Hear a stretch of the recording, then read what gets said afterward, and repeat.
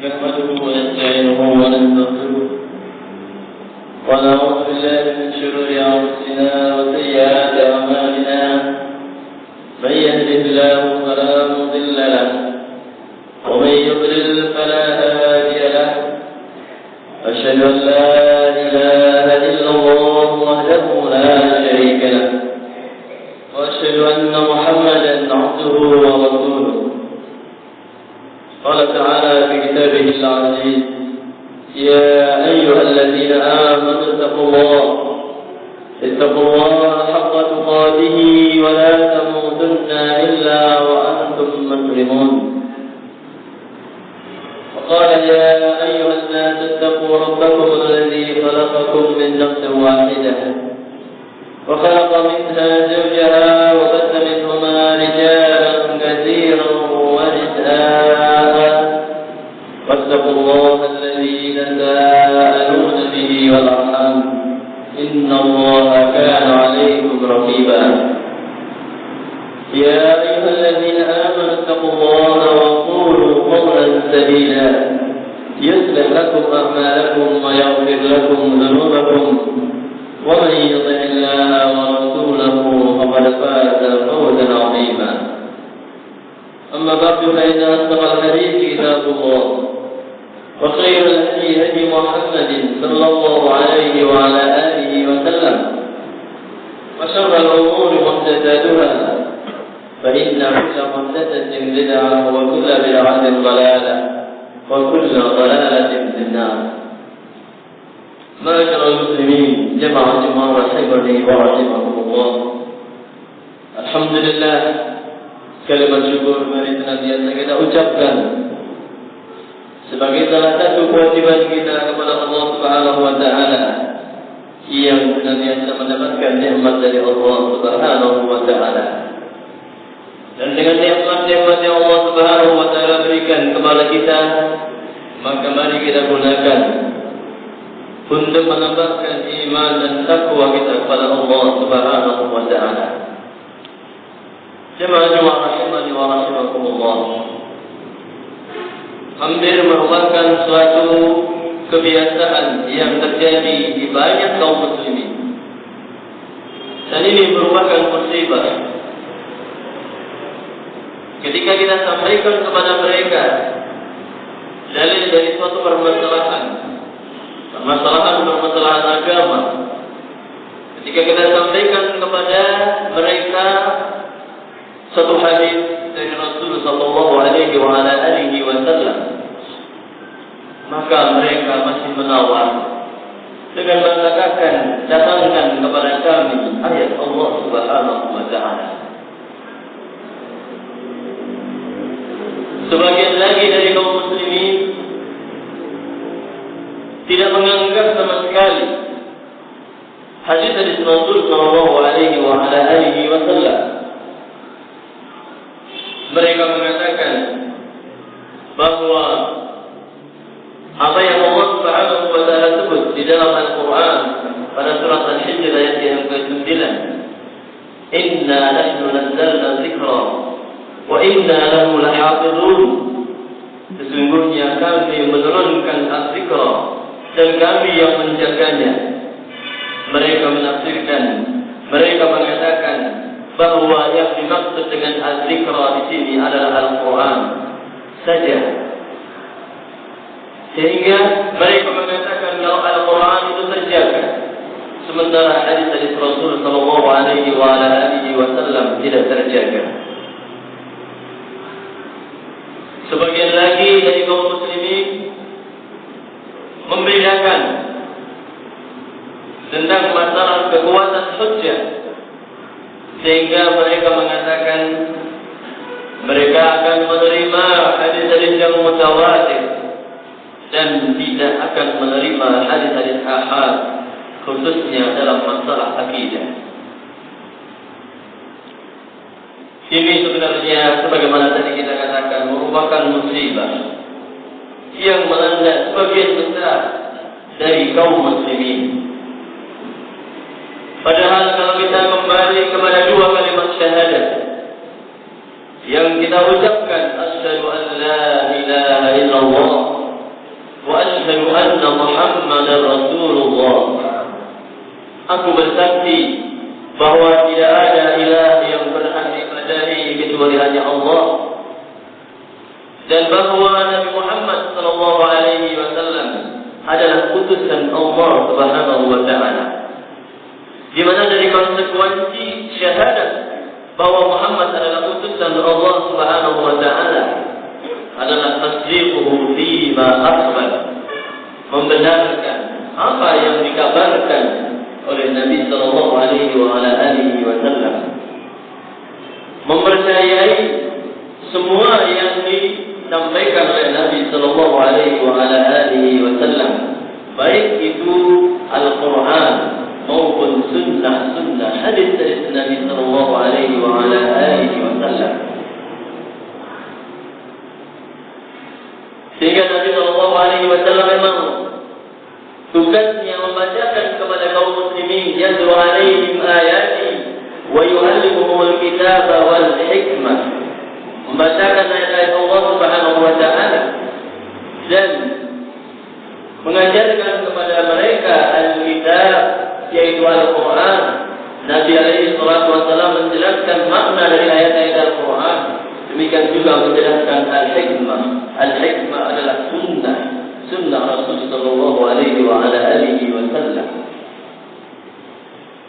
Sehingga orang yang membedakan dalam masalah kekuatan hujjah antara Al-Quran dengan sunnah Rasul sallallahu alaihi wasallam, bisa dikatakan bahwa orang itu tidak paham bahwa makna syahadat Muhammad Rasulullah adalah kita harus meyakini semua yang dikabarkan oleh Rasul sallallahu alaihi wasallam. Demikian juga kalau ada di antara kaum muslimin yang hanya berdasar kepada Al-Quran, kalau di negeri India mereka dikatakan dengan kelompok Quraniyun, orang-orang yang hanya mau dengan dalil Al-Quran dan tidak mau dengan sunnah Rasul sallallahu alaihi wasallam. Kalau ada hadis Rasul, mereka tolak mentah-mentah. Sebenarnya mereka juga bukan orang yang paham terhadap Al-Quranul Karim, karena Al-Quranul Karim memerintahkan sebagaimana Allah Subhanahu wa taala sebutkan pada surat Al-Hasr ayat yang ke-7, "Wa ma ataakumur rasul fakhudhuhu wa ma nahakum anhu fantahu." Dan semua yang dibawa oleh Rasul kepada kalian ambillah, dan semua yang dilarang oleh Rasul sallallahu alaihi wasallam maka tinggalkanlah. Lafaz yang umum mencakup Al-Quran, juga mencakup hadis-hadis beliau Nabi sallallahu alaihi wasallam. Apalagi Allah Subhanahu wa taala di awal surat An-Najm sudah menjelaskan, "Wan najmi idza hawa ma dhalla sahibukum wa ma ghawa wa ma yantiqu 'anil hawa in huwa illa wahyun yuha." Wal najmi idza hawa, demi bintang apabila turun, ma dhalla sahibukum wa ma ghawa, tidaklah sesat saudara kalian ini, tidak pula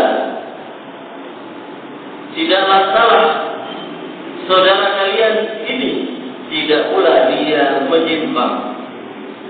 Wa ma yantiqu 'anil hawa in huwa illa wahyun yuha, tidaklah dia mengucap sesuatu dari hawa nafsunya, tidak lain yang dia katakan itu kecuali wahyu yang diberikan oleh Allah Subhanahu wa taala. Wahyu yuha, wahyu yang diwahyukan kepadanya. Yang Muhammad bin Nasir As-Sa'di rahimahullah taala jelaskan sisi kesinkronan antara sunnah Allah Subhanahu wa taala dengan An-Najm. Wan najmi idza hawa, demi bintang apabila dia turun. Allah Subhanahu wa taala bersumpah dengan apa saja yang Allah berkehendaki, adapun kita makhluknya tidak boleh bersumpah kecuali dengan nama Allah Subhanahu wa taala. Allah bersumpah dengan bintang, yang manfaat bintang adalah memberikan petunjuk. Wa Wa bin najmi hum yahtadun, dan dengan bintang mereka akan mendapatkan petunjuk. Allah Subhanahu wa taala bersumpah dengan bintang untuk menunjukkan bahwa Nabi sallallahu alaihi wasallam itu tidak dhalah, tidak sesat, tidak salah jalan. Demikian juga wa ma ghawa, tidak menyimpang, tidak mengikuti hawa nafsu. Tetapi beliau mengajak kepada kebenaran. Yang beliau katakan adalah kebenaran. Wa ma yantiqu 'anil hawa in huwa illa wahyu yuha. Tidaklah dia mengucap dari hawa nafsu. Apa yang dia katakan tidak lain adalah wahyu yang diberikan oleh Allah Subhanahu wa taala. Allah bersumpah dengan menyebutkan bintang untuk menunjukkan kebenaran Nabi sallallahu alaihi wasallam. Di sini sangat sinkron sekali, cocok sekali bahwa bintang menjadi bahan petunjuk bagi manusia. Nabi alaihi salatu wasallam dengan Al-Quran dan Sunnah yang beliau bawa juga demikian menjadi petunjuk bagi umat manusia yang menginginkan kebenaran. Wa ma yantiqu 'anil hawa in huwa illa wahyu yuha.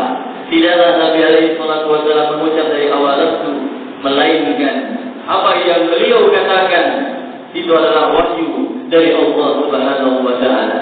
Sehingga pada saat dahulu ketika Abdullah bin Amr bin Al-As radhiyallahu taala anhu menuliskan semua hadis dari Rasul sallallahu alaihi wasallam, maka orang-orang Quraisy mengatakan kepadanya, "Kenapa kamu selalu menulis apa yang dia katakan? Padahal dia itu adalah manusia yang berkata, yang berucap pada saat senang ataupun marah, pada saat benci dan sebagainya." Maka dilaporkanlah hal itu kepada Nabi sallallahu alaihi wasallam. "Aku menulis semua yang engkau katakan, tetapi mereka mengatakan demikian dan demikian." Maka Nabi sallallahu alaihi wasallam mengatakan kepada Abdullah bin Amr bin Al-As, "Tulislah, demi Allah tidak akan keluar dari mulutmu kecuali kebenaran." Dan inilah pembenarannya dari ayat ketiga dan keempat dari surat An-Najm. Wa ma yantiqu 'anil hawa in huwa illa wahyu yuha. Jemaah rahimahumullah, sehingga menjadi suatu keharusan bagi kita untuk senantiasa menerima sunnah Rasul sallallahu alaihi wasallam. Sehingga Imam Ahmad bin Hanbal rahimahullah taala dalam usul sunnah, akidah Ahlussunnah wal Jamaah yang beliau menjelaskan, "Was-sunnatu 'indana athar Rasulullah sallallahu alaihi wasallam." Dan sunnah menurut kami, sunnah yang kita ikuti adalah riwayat-riwayat dari Rasul sallallahu alaihi wasallam. Sunnah harus kita ikuti kalau kita ingin masuk ke dalam surga Allah Subhanahu wa taala. Hadis Nabi sallallahu alaihi wasallam harus kita yakini dan kita amalkan kalau kita ingin masuk ke dalam surga Allah Subhanahu wa taala. Sebagaimana hadis yang sahih yang diriwayatkan oleh Imam Bukhari dari Abu Hurairah radhiyallahu taala anhu, yang sering sekali kita sampaikan bahwa Nabi sallallahu alaihi wasallam mengatakan, "Kullu ummati yadkhuluna al-jannata illa man ya'ba." Qalu wa man ya'ba ya Rasulullah? Qala man ata'ani dakhala al-jannah wa man 'asani faqad aba. Kata Nabi sallallahu alaihi wasallam, umatku semuanya akan masuk ke dalam surga Allah Subhanahu wa taala kecuali mereka yang tidak mau. Kecuali orang-orang yang tidak mau. Para sahabat heran, lantas mereka bertanya, "Siapakah orang yang tidak mau tersebut wahai Rasul?" Maka Rasul sallallahu alaihi wasallam mengatakan, "Yang taat kepadaku maka dia akan masuk ke dalam surga. Dan dia bermaksiat kepadaku, membangkang terhadap Rasul alaihi salatu wassalam, maka berarti Tetapi dia telah enggan, tidak mau masuk ke dalam surga Allah Subhanahu wa taala. Jemaah rahimahullah. Taat terhadap Rasul sallallahu alaihi wasallam dikaitkan dengannya masuk ke dalam surga Allah Subhanahu wa taala. Balasannya adalah masuk ke dalam surga. Orang yang ingin masuk ke dalam surga, Nabi alaihi wasallam menunjukkan bahwa dia harus taat kepada Rasulullah sallallahu alaihi wasallam. Dan orang yang tidak mau taat kepada Rasul sallallahu alaihi wasallam, Nabi jelaskan bahwa berarti orang itu tidak mau masuk ke dalam surga Allah Subhanahu wa taala. Coba kita bayangkan bagaimana taat kepada Rasul sallallahu alaihi wasallam. Tentu dengan melaksanakan apa yang beliau perintahkan. Tentu dengan meyakini apa yang beliau sampaikan. Tidak hanya Al-Quran. Kalau Al-Quran sudah jelas. Tetapi sunnah-sunnah Nabi alaihi wasallam pun juga demikian. Hadis dari Nabi alaihi wasallam yang memberitahukan tentang perkara-perkara ghaib harus kita iman. Hadis Nabi sallallahu alaihi wasallam yang memerintahkan sesuatu harus kita taati. Dan dalam Al-Quran Allah pun menjelaskan bahwa yuti ar-rasul faqad ata'a Allah. Dan siapa yang taat terhadap Rasul maka dia telah taat kepada Allah Subhanahu wa taala. Dan para ulama ahli hadis rahimahumullah jami'an semenjak dari zaman para tabi'in dan setelahnya, mereka senantiasa meneliti hadis-hadis mana yang sahih dan mana yang tidak sahih, mana yang palsu, mana yang dikatakan oleh orang yang pendusta. Terjaga sunnah Rasulullah sallallahu alaihi wasallam ini tidak sebagaimana pukul rata yang dilakukan oleh sebagian orang. Karena ada hadis yang dhaif, ada yang lemah, ada yang palsu, ada yang hasan dan ada yang sahih. Kemudian kalau begitu tidak dipercayai semuanya. Itu adalah tipu daya syaitan untuk menyesatkan manusia dari jalan Allah Subhanahu wa taala. Dan Nabi alaihi wasallam telah memprediksikan itu akan terjadi di umat ini. Itu termasuk alamat nubuwah, tanda-tanda kenabian beliau Nabi kita Nabi Muhammad sallallahu alaihi wasallam. Sebagaimana dalam hadis Al-Qudsi bin Ma'di Karim yang diriwayatkan oleh Imam Ahmad, Abu Dawud, Tirmidzi dan Al-Hakim, dan ini adalah hadis yang sahih. Nabi alaihi wasallam menegaskan, ala wa inni utitul Qur'an wa mithlahu ma'ah ala la yushakanna rajulun shab'ana ala arikatihi yaqulu alaykum fi hadha al-kitab fama wajadtum fihi min halalin fahilluhu wa ma wajadtum fihi min haramin faharrimuhu. Nabi alaihi wasallam menjelaskan, ketahuilah bahwa aku diberi Al-Quran dan yang sama dengannya bersamanya. Ala wa inni utitul Qur'an wa mithlahu ma'ah. Ketahuilah bahwa aku diberi Al-Quran dan yang bersamanya, yang sama dengannya, yaitu sunnah Rasul sallallahu alaihi wasallam. Ketahuilah hampir akan keluar orang yang gemuk duduk di atas kursi mewahnya, dia mengatakan, apa yang kalian dapatkan dalam Al-Quran cukup bagi kalian apa yang kalian dapatkan dari Al-Quran. Yang halal darinya maka katakanlah halal, yang haram darinya maka katakanlah haram.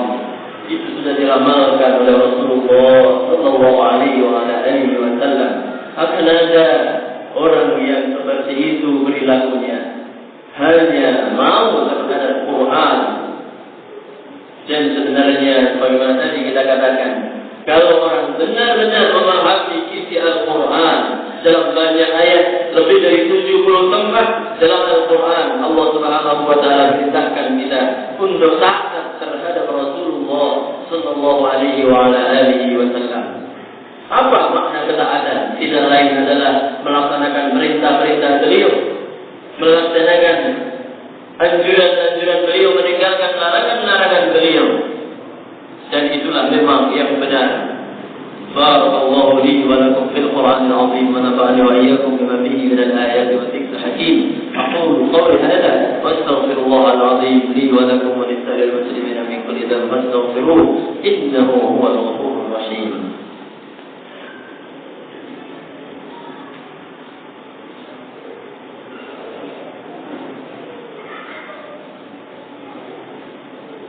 Alhamdulillahi rabbil alamin.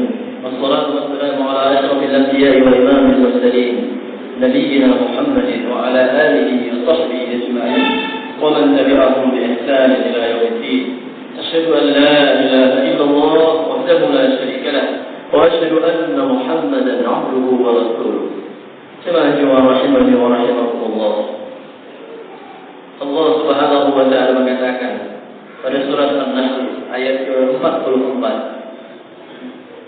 wa anzalna ilaika dzikra litubayyana lin-nasi ma nuzila ilaihim wa la'allahum yatafakkarun.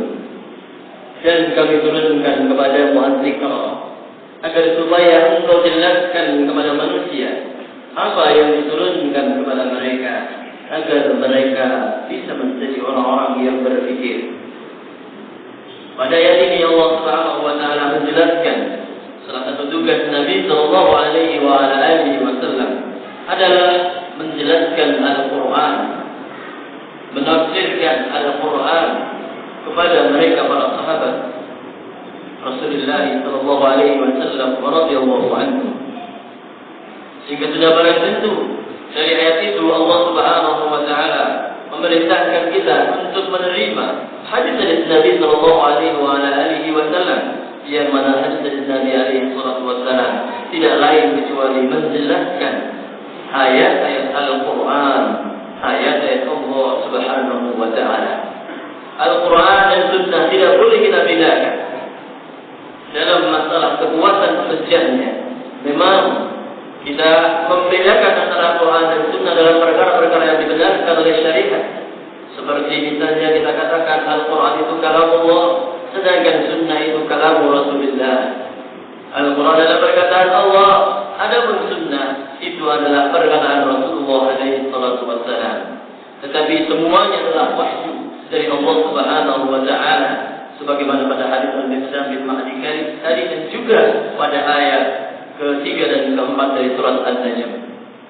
Nabi alaihi salatu wassalam pun mengatakan, "Taraktu fikum syai'ain lam tadillu ba'dahuma wa lan yatafarraqa hatta yarida 'alayya al-hawl al-kitab was sunnah." Dalam hadis Abu Hurairah radhiyallahu ta'ala anhu yang diriwayatkan oleh Imam Malik dalam Muwatta'nya dan Al-Hakim, dan ini juga hadis yang sahih, Nabi alaihi salatu wassalam mengatakan, aku tinggalkan di antara kalian dua hal yang kalian tidak akan tersesat manakala kalian berpegang teguh dengan keduanya, dan keduanya tidak akan pernah berpisah sampai menghampiriku di telaga nanti.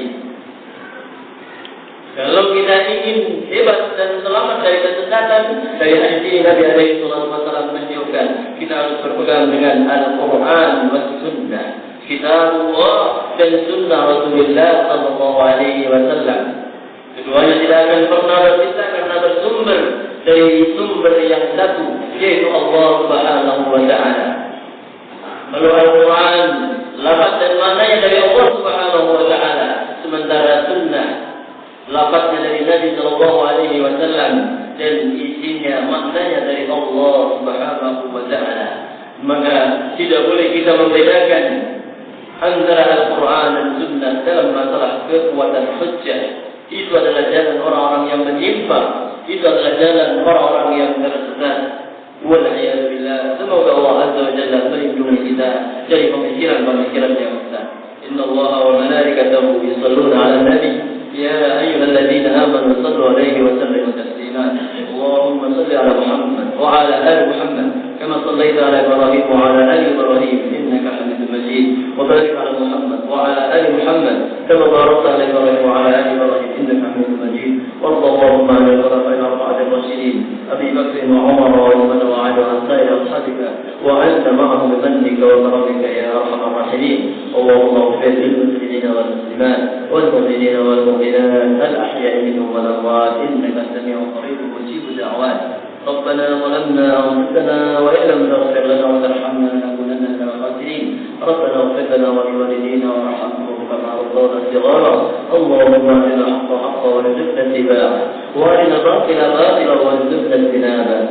اللهم أصلح لنا ديننا الذي هو عصمة أمرنا وأصلح لنا دنيانا التي فيها معاشنا وأصلح لنا آخرتنا التي إليها معادنا. اللهم اجعل الحياة زيادة لنا في كل خير واجعل الموت راحة لنا من كل شر. اللهم اغفر لنا من خشيتك ما تحول به بيننا وبين معصيتك ومن طاعتك ما تبلغنا به جنتك ومن اليقين ما تهون به علينا مصائب الدنيا. اللهم متعنا بأسماعنا وأبصارنا وقواتنا أبدا ما أحييتنا واجعله الوارث منا واجعل ثأرنا على من ظلمنا وانصرنا على من عادانا ولا تجعل الدنيا أكبر همنا ولا مبلغ علمنا ولا تسلط علينا بذنوبنا من لا يخافك فينا ولا يرحمنا. ربنا آتنا في الدنيا حسنة وفي الآخرة حسنة وقنا عذاب النار. وصل اللهم على نبينا محمد وسلم تسليما كثيرا وآخر دعوانا